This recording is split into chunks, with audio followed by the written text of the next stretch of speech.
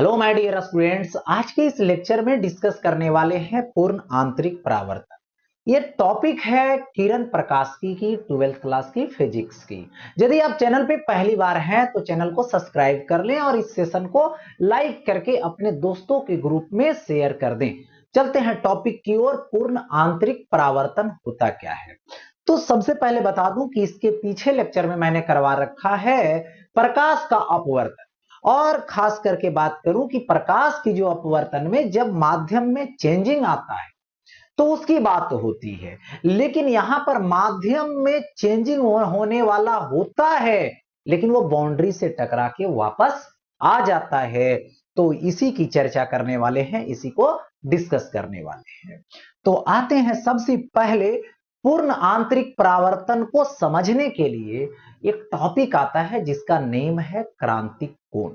यदि आप क्रांतिक कोण समझ जाते हैं तो आप आसानी से पूर्ण आंतरिक परावर्तन को भी समझ जाएंगे।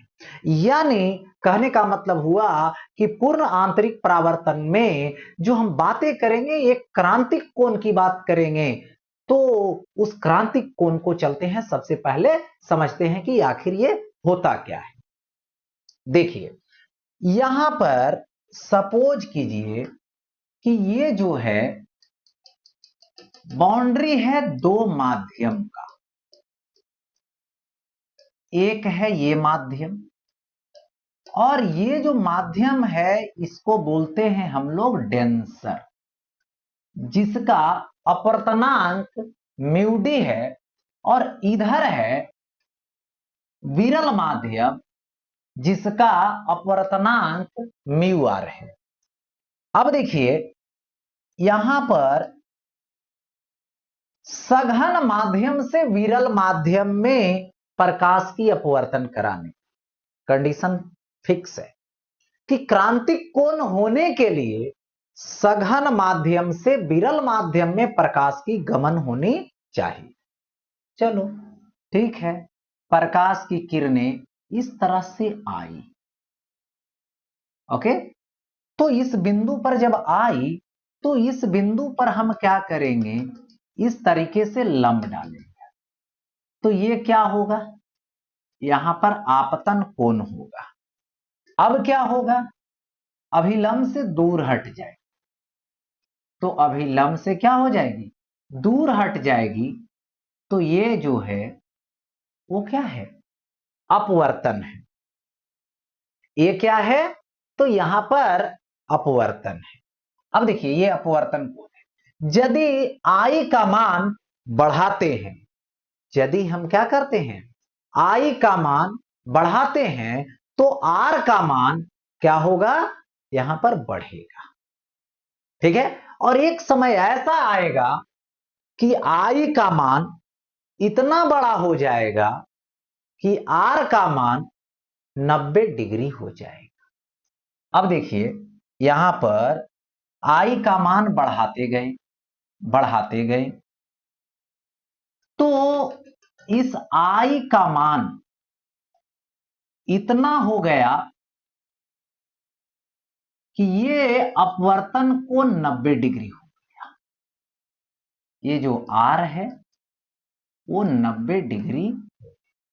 तो ये जो कोण होगा, इस कोण को बोला जाएगा क्रांतिक कोण। यानी कहने का मतलब क्रांतिक कोण क्यों बोला गया, क्रांतिक का मतलब होता है बदलाव लाना। यदि तुम इसको थोड़ा कम करते तो प्रकाश की किरणें इस सतह पे नहीं जाएगी, इस विरल माध्यम में जाएगी। अब थोड़ा सा इसको बढ़ा देंगे तो ये वापस लौट जाए। यही बदलाव का दिशा बतला रहा है, नेचर बतला रहा है।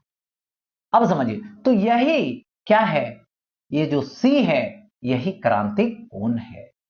ठीक है, तो देखिए, सघन माध्यम में वह आपतन कोण जिसके संगत विरल माध्यम में अपवर्तन कोण 90 डिग्री होता है उसे क्रांतिक कोण कहते हैं।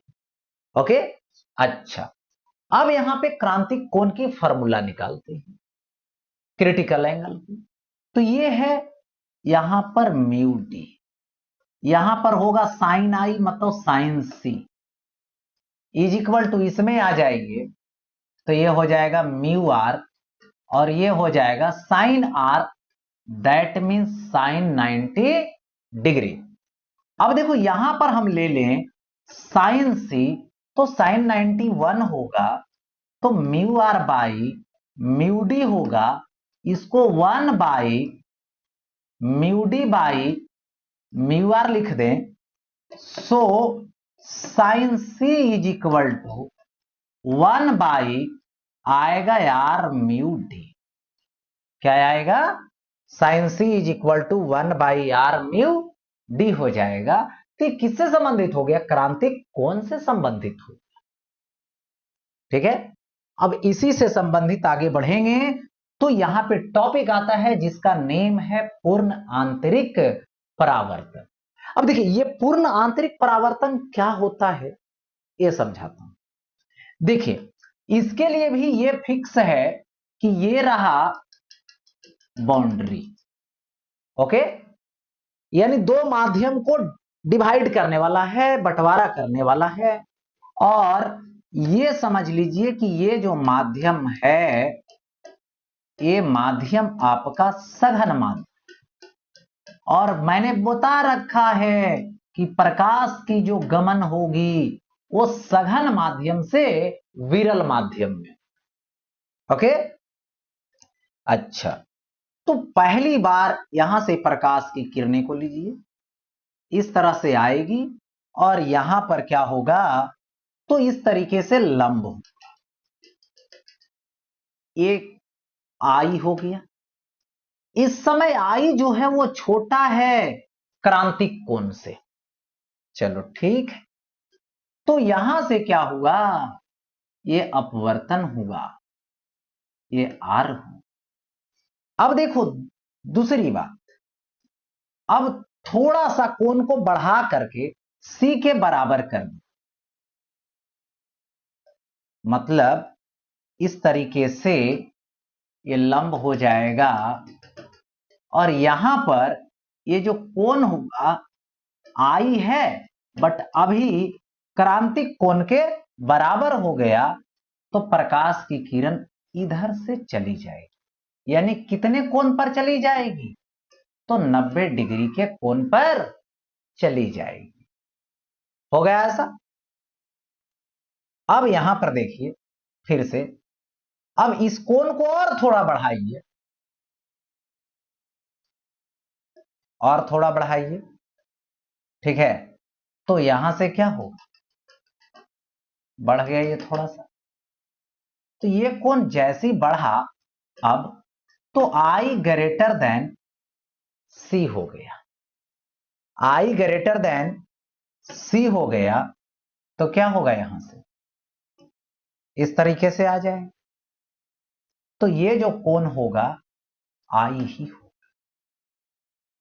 यही है पूर्ण आंतरिक परावर्तन कि सघन माध्यम से विरल माध्यम में तो जाना था, लेकिन आपतन जो कोण है वो क्या हो गया, क्रांतिक कोण से बड़ा हो गया।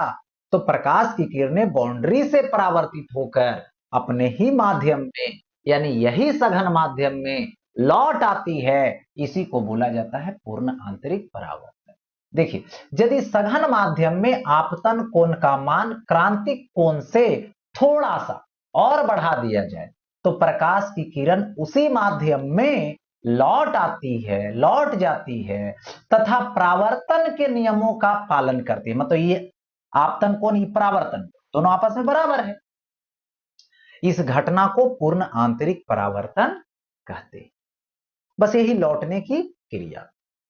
अब देखिए यहां पर आता है पूर्ण आंतरिक परावर्तन का शर्तें, यानी क्या शर्त है पूर्ण आंतरिक परावर्तन का, कब होगा पूर्ण आंतरिक परावर्तन, इसकी चर्चा करने वाले। तो सबसे पहले आपने क्या देखा, प्रकाश की किरणों को सघन माध्यम से विरल माध्यम में जाना चाहिए, यानी प्रकाश की किरणें को सघन से विरल में जाना चाहिए, तभी प्रकाश का पूर्ण आंतरिक परावर्तन हो सकता है, अन्यथा नहीं हो सकता है। यानी कहोगे कि यदि विरल से सघन में जाएगा तब, तो यह संभव नहीं है। और एक और केस क्या बना कि आपतन कोण क्या होना चाहिए, आपतन कोण का मान क्रांतिक कोण से अधिक होना चाहिए, थोड़ा सा ही क्यों ना लेकिन अधिक होना चाहिए, तभी जो है से पूर्ण आंतरिक परावर्तन होगी, अन्यथा पूर्ण आंतरिक परावर्तन नहीं होगी। ओके, अच्छा, अब आता है आपतन कोण के साथ विचलन कोण का मान बदल, यानी आपतन कोण के साथ विचलन कोण का मान किस तरीके से वैरी करता है, बदलता है, उसको हम लोग ग्राफ से देखते हैं। तो सबसे पहले यहां पर ये रहा बाउंड्री, ओके, यहां पर रहा बाउंड्री, और यहां पर ये बात करूं कि ये जो है मीडियम है जो सघन है, कैसा है, तो ये जो है सघन है, ठीक है, सघन है, और यहां से प्रकाश की किरणें जाएगी, जा रही है, और यहां पर देखिए इस तरीके से ये आई होगा, और जैसे इस माध्यम में जाएगी तो यहां पर क्या हुआ, अपवर्तन,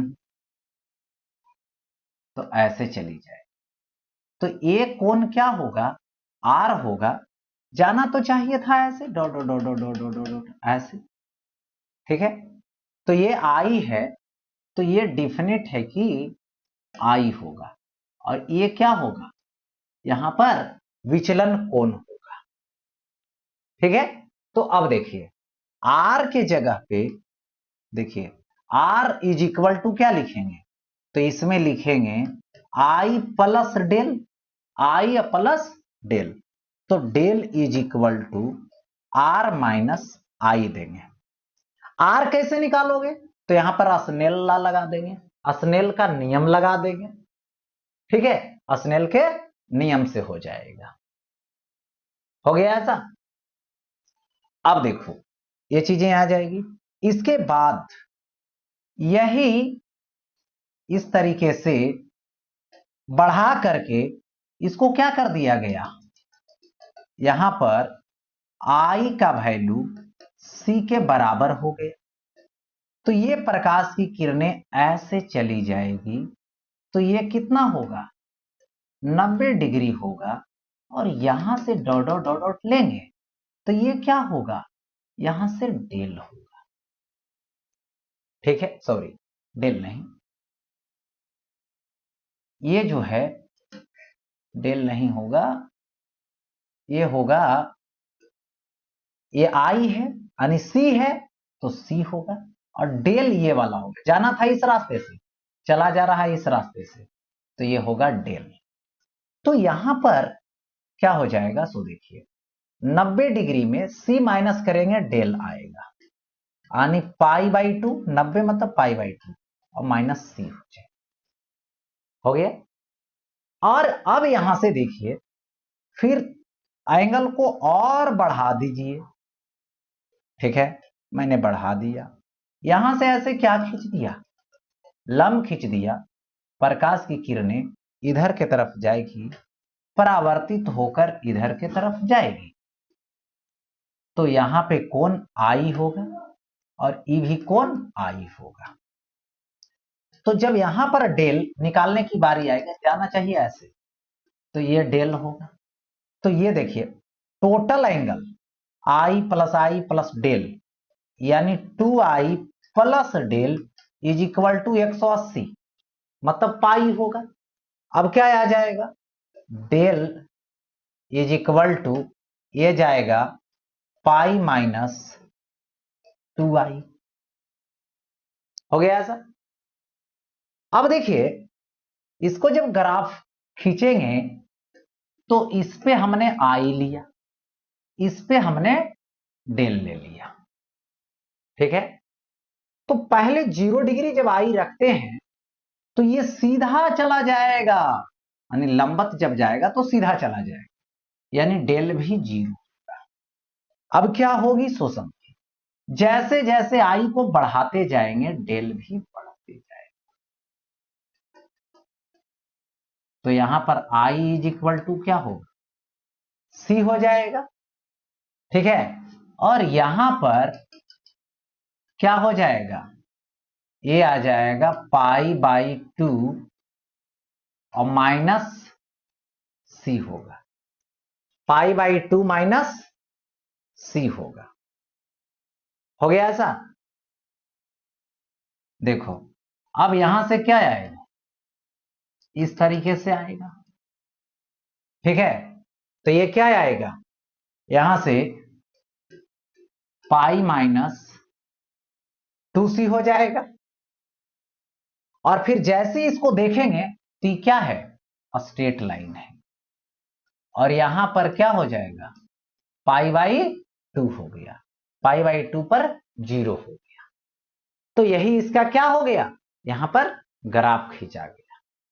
ओके, तो इस तरीके से ये हो गया पूर्ण आंतरिक परावर्तन। लेकिन इसके बाद आएंगे लेकर पूर्ण आंतरिक परावर्तन का उदाहरण कि कहां कहां इससे जो है से देखने को मिलता है, किस तरीके से हम इसको डेली लाइफ में देखते हैं।